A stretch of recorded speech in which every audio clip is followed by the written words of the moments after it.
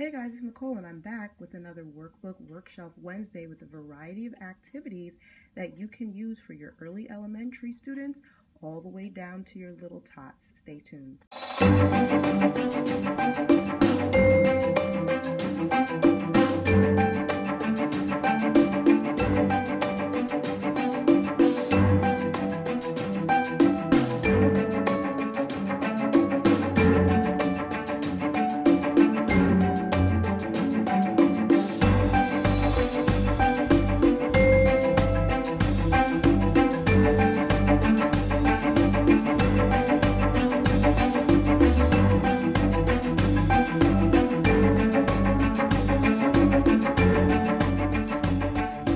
Hey guys, it's Nicole and I'm back with another Workshelf Workbook Wednesday. I want to focus on a variety of activities for both my preschoolers, my tiny tot who's 2, my preschooler who's 3, and my now 6-year-old who just celebrated birthday last week. And these are some activities that I use for all 3 of them. If you hear an annoying noise in the back, we have a leak down here, so there's water dripping in a bucket behind me, so don't mind that. So here we go.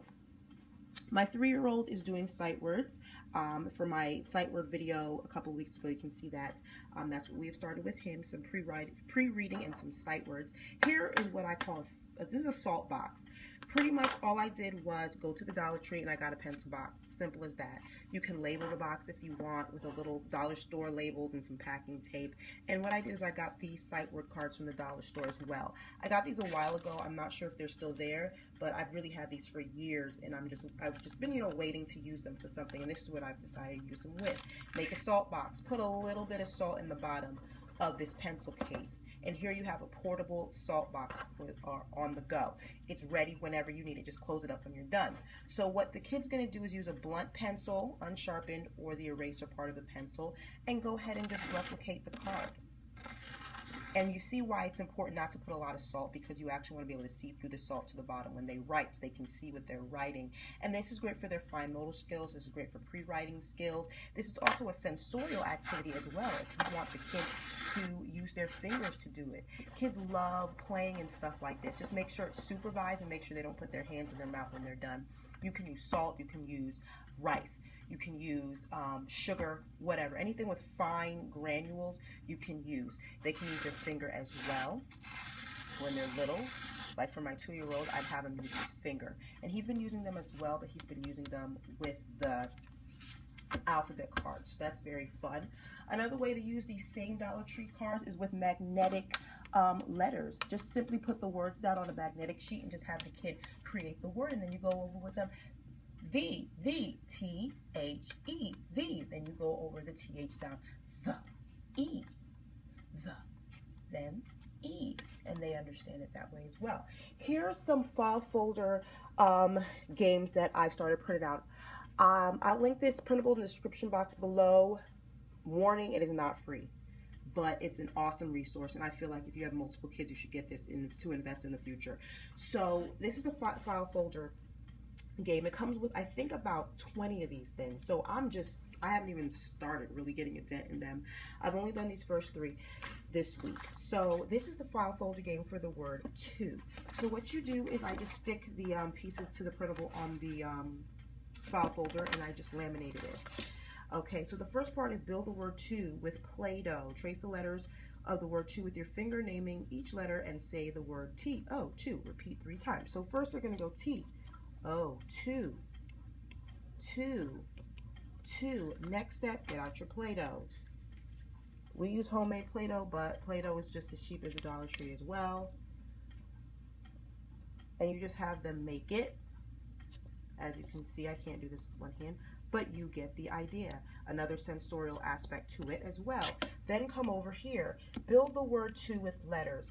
I found these really great letter tiles, and I got these from Lakeshore Learning, and they were $2.99 for 48 letter tiles, and I think that's a pretty good deal. So what they would do is I would actually put out the tiles that they need with each file folder, and then he would place the T and the O in the box provided, and then with the dry erase marker he would go through and trace the word to and write it to the best of his ability as well. And then in the back, they have some pre-reading exercises.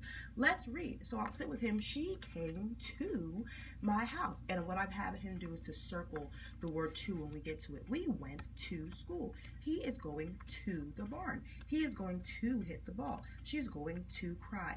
So pretty much this is the same format for every single one of these. And I think it's great.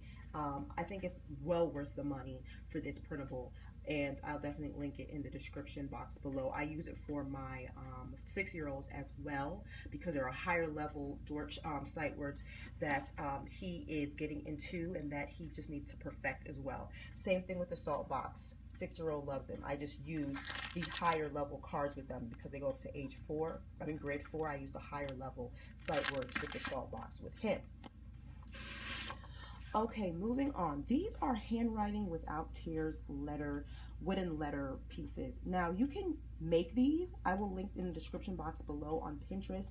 There are people who have come up with templates of these that you can use them and cut them out of cardstock, heavy construction paper, even foam board to make these. These are great for your preschooler. My 2-year-old enjoys these. My 3-year-old loves these. Whenever we focus on the letter of the week, this week our letter of the week is N, so they would make an N out of the sticks. There's sticks in various sizes. There's long sticks, short sticks, this little curve, and a big curve as well. Here's pretty much the entire set that I have, and it comes with a mat as well.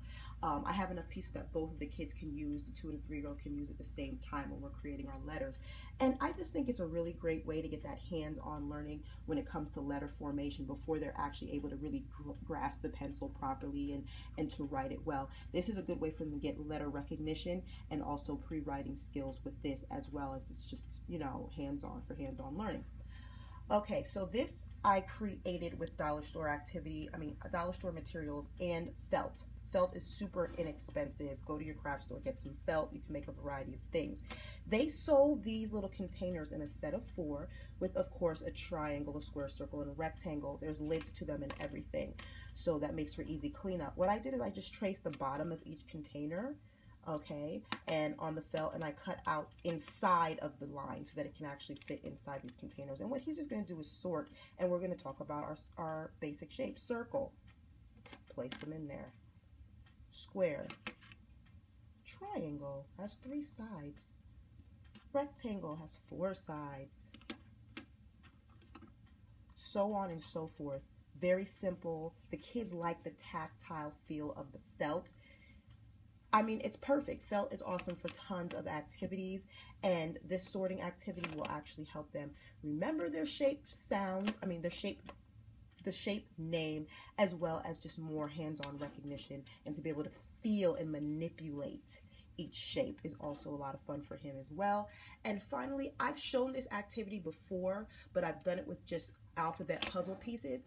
But I got these magnetic letters and numbers this week from Five Below, and it's definitely something you should incorporate into your hands-on learning. Very simple, magnetic sheet, magnetic letters and numbers, and just have the kid follow whatever pattern you put on there.